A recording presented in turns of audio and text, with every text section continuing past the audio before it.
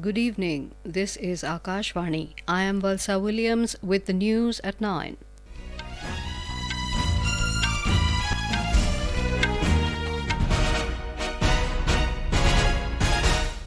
The headlines.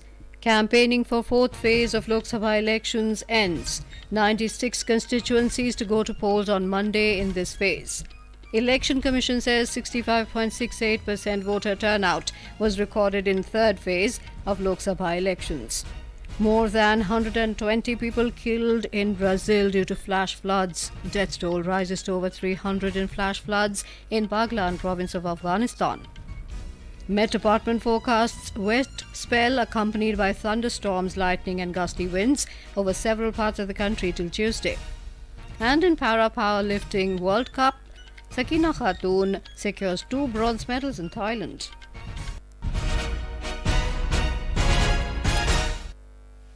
Campaigning for the fourth phase of Lok Sabha elections, along with single-phase assembly polls in Andhra Pradesh and first phase of assembly elections in Odisha, ended this evening. Voting in the fourth phase will take place on Monday in 96 Lok Sabha constituencies spread across 9 states and a union territory. Voting will be held in 13 seats in Uttar Pradesh, 11 seats in Maharashtra, 8 seats each in Madhya Pradesh and West Bengal, 5 seats in Bihar, 4 seats each in Jharkhand and Odisha, and 1 seat in the UT of Jammu and Kashmir will be held in this phase. Andhra Pradesh with 25 parliamentary seats and Telangana with 17 seats will go to polls in a single phase in this phase. Simultaneously, Legislative Assembly elections for all 175 seats of Andhra Pradesh and 28 out of 147 seats of Odisha will also be held on Monday. Top leaders of several political parties held back-to-back rallies to seek support in favour of their party candidates. Prime Minister and senior BJP leader Narendra Modi addressed rallies at Kandhamal, Balangir, Bargarh in Odisha today. Mr. Modi also held a rally at Chatra in Jharkhand. BJP leader and Union Minister Amit Shah addressed a public meeting at Vikarabad in Telangana today. BJP National President JP Nadda held a roadshow at Tirupati in Andhra Pradesh. Congress President Mallikarjun Kharge addressed a rally in Samastipur in Bihar today. Congress General Secretary Priyanka Gandhi addressed a rally in Nandurbar district of North Maharashtra. Senior Congress leader Rahul Gandhi addressed a public meeting at Kadapa Lok Sabha constituency in Andhra Pradesh. Senior RJD leader Tejasvi Prasad Yadav addressed a public meeting in Alinagar in Darbhanga. Meanwhile, the Election Commission is taking all necessary steps for peaceful polling in this phase on Monday. Telangana Chief Electoral Officer Vikas Raj said the poll teams will start leaving from tomorrow morning. Our correspondent has filed this report. Over 1,90,000 poll personnel will start leaving from tomorrow morning to the polling stations spread across Telangana. The state has 35,809 polling stations and 453 more auxiliary polling stations. Out of them, over 9,900 are identified as critical for various reasons. In addition to the 160 companies of Central Armed Forces, about 90,000 personnel of uniformed services and home guards have been drawn to the poll duty. According to Telangana Chief Electoral Officer Vikas Raj, 12,000 micro-observers are in place and webcasting or videography is being done from all polling stations. कल सुबह distribution centre में polling officers, presiding officer सभी को बुलाकर उनको brief करके statutory non statutory material दिया जाएगा और पुलिस प्रोटेक्शन के साथ ईवीएम्स के साथ उनको पोलिंग स्टेशन की तरफ भेज दिया जाएगा। इस तरह की जितनी भी गाड़ियां हैं जिनमें कि ईवीएम्स को ट्रांसपोर्ट किया जाएगा या फिर जो सेक्टर ऑफिसर्स के पास एडिशनल ईवीएम्स होंगे, इन सारी गाड़ियों में पुलिस प्रोटेक्शन भी रहेगा और जीपीएस भी रहेगा। The polling will commence at 7 a.m. on Monday and will continue at most of the polling stations, whereas it will conclude at 4 p.m. in the left-wing extremism affected areas. Lakshmi, Akashvani News, Hyderabad. In Uttar Pradesh, all arrangements are being made for fourth phase polling on Monday. More from our correspondent. The 13 seats which will go for poll on 13 May are Shahjahanpur, Khiri, Dharhora, Sitapur, Hardoi, Mishrik, Unnao, Farrukhabad, Etawah, Kannauj, Kanpur, Akbarpur and Bahraich. Campaigning ended on these seats this evening. In the 2019 Lok Sabha election, BJP had waved its flag all of these 13 seats. The ruling party had won 9 out of these 13 seats by a substantial margin. Samajwadi Party President Akhilesh Yadav is contesting from Kannauj, leading to a tough challenge for BJP to repeat its last performance. Many star campaigners of different political parties campaigned for their party candidates. Senior BJP leader and Home Minister Amit Shah and Chief Minister Yogi Adityanath addressed a meeting of party workers in Varanasi today. Bahujan Samaj Party Chief Mayawati addressed a public meeting in Shravasti. Om Awasthi, Akashvani News, Lucknow. In the fourth phase, 11 constituencies of Maharashtra will go to polls. More from our Mumbai correspondent. In Maharashtra, the campaigning for the fourth phase of the Lok Sabha elections concluded this evening. The fate of 298 candidates are going to be decided by around 2 crore 28 lakh voters. A total of 23,284 polling stations set up for voting. Prominent candidates in this phase include Union Minister of State Rao Saheb Danve, State Government Ministers Sandipan Bhumre, Pankaja Munde, Chandrakant Khaire, Murlidhar Mohol, Ravindra Dhangekar and Vasant More. Sitting MPs Hina Gavit, Raksha Khadse, Imtiaz Zalil, Amol Kolhe, Srirang Barne and Sujay Vikhe Patil are also among the candidates contesting in this phase. Madhuri Pange, Akashvani News, Mumbai. Palamu, Khunti, Singhbhum and Lohardaga Lok Sabha constituencies of Jharkhand are going to polls in the fourth phase of elections. We have more from our correspondent. Senior BJP leader and Chief Minister of Assam, Hemant Biswa Sarma, addressed a public meeting in Tamar of Khunti Lok Sabha seat today in support of BJP candidate. Senior leader of Jharkhand Mukti Morcha and Chief Minister of the state, Champai Soren, held an election rally in support of Indie Alliance candidate from the same seat. Apart from star campaigners, MPs, MLAs and office bearers of various parties were busy wooing the voters in their favor. Meanwhile, polling parties departed today to polling stations located in remote areas of the parliamentary constituencies, whereas polling parties for various polling stations will be moved tomorrow. Jitendra Dwivedi, Akashvani News, Hazaribagh.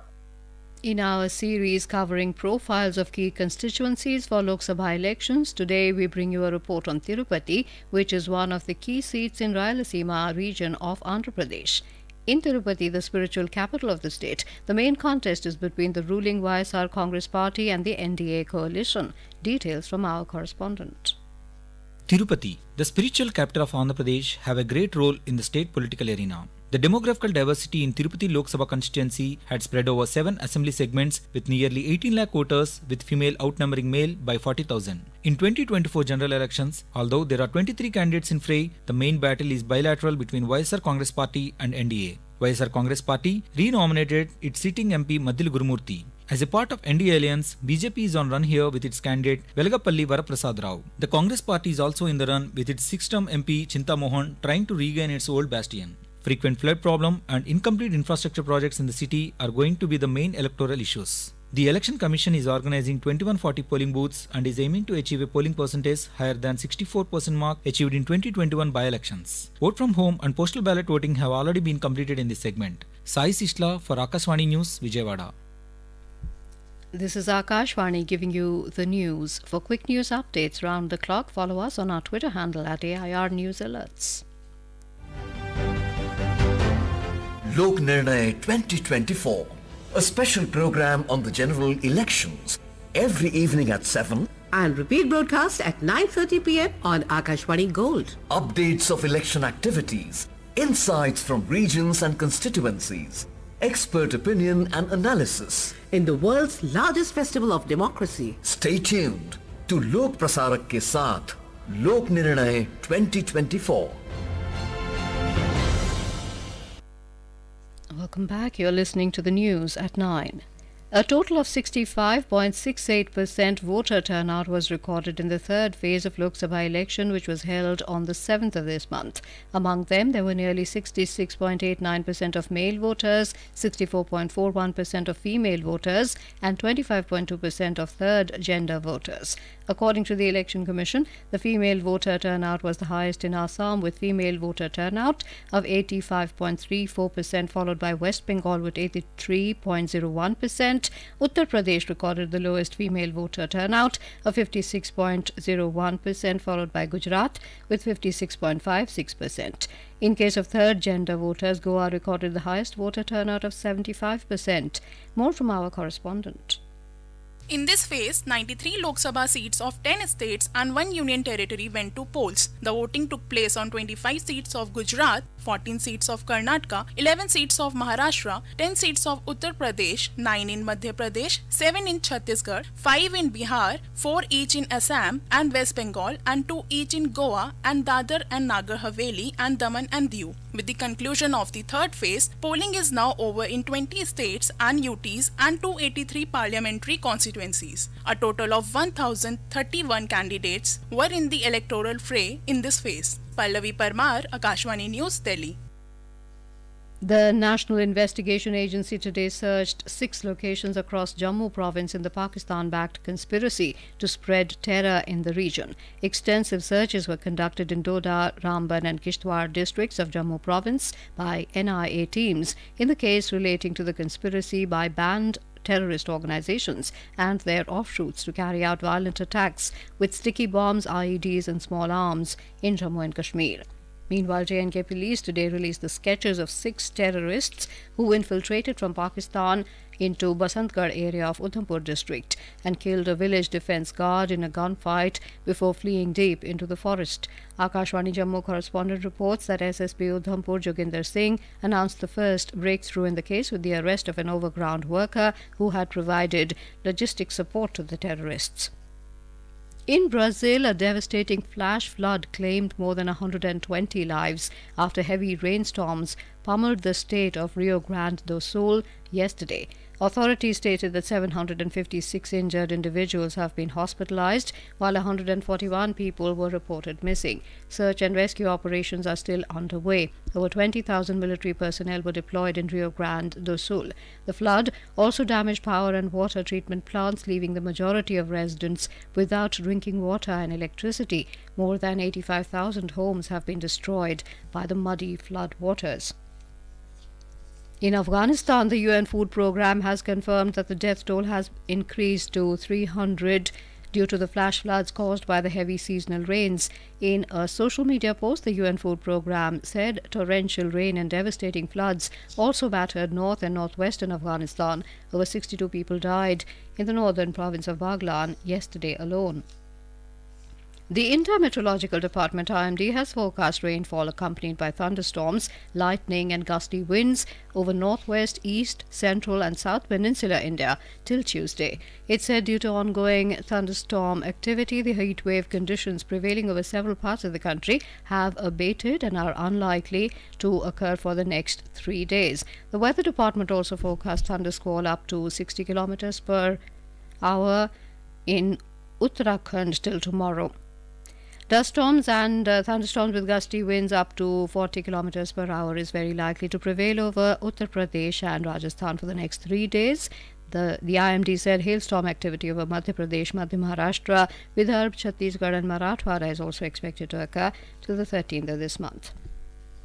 On to sports news. In Para Powerlifting, India's Sakina Khatun clinched 2 bronze medals at the Para Powerlifting World Cup 2024 in Pattaya, Thailand today. She secured the medals in the best lift and total lift categories with a formidable lift of 93 kilograms in the women's up to 55 kilogram event. Despite her remarkable performance, she just fell short of securing a spot for the Paralympic Games this year.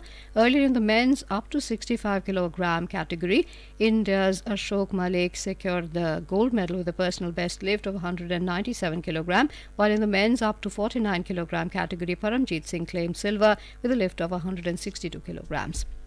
In IPL cricket, the match between Kolkata Knight Riders and Mumbai Indians at Eden Gardens in Kolkata has been delayed due to rain. Mumbai won the toss and elected to field in the 16-over contest. And now, before we end the bulletin, the headlines once again. Campaigning for 4th phase of Lok Sabha elections ends. 96 constituencies to go to polls on Monday in this phase. Election Commission says 65.68% voter turnout was recorded in 3rd phase of Lok Sabha elections. More than 120 people killed in Brazil due to flash floods. Death toll rises to over 300 in flash floods in Baghlan province of Afghanistan. Met Department forecasts wet spell accompanied by thunderstorms, lightning and gusty winds over several parts of the country till Tuesday. And in Para Powerlifting World Cup, Sakina Khatun secures 2 bronze medals in Thailand. That is all in the news at 9. Good night.